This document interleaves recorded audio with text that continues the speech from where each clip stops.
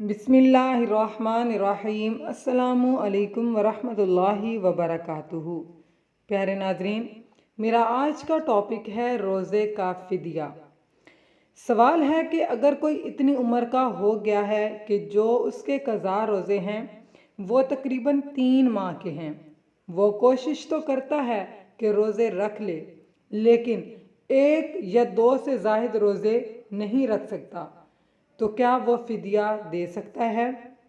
और मेहरबानी फरमाकर ये बता दें कि 3 माह के रोज़े का फ़िदिया कितना होगा और 1 रोज़े का कितना हुआ, और ये फ़िदिया की रकम किसी ज़रूरतमंद को दे सकते हैं या नहीं।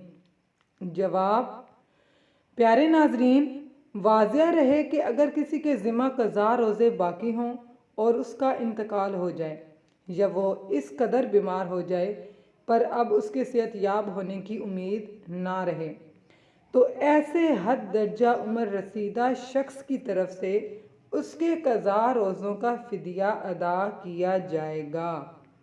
लेकिन अगर वो शख्स हयात है और बीमार तो है, लेकिन इस कदर बीमार है कि वो 1-1, 2-2 करके वक्फा से रोज़े रख सकता है, तो उसके ज़िम्मे रोज़ा की क़ज़ा ही ज़रूरी होगी। फ़िदिया अदा करने से ज़िम्मा ख़त्म नहीं होगा।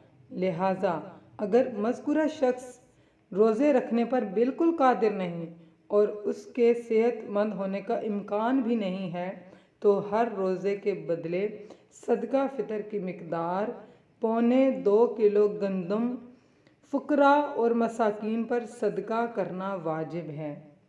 फ़िदिया में सदका फ़ितर की तरह गंदम की जगह उसकी कीमत भी अदा करना जायज़ है। फ़कत वल्लाहु आलम।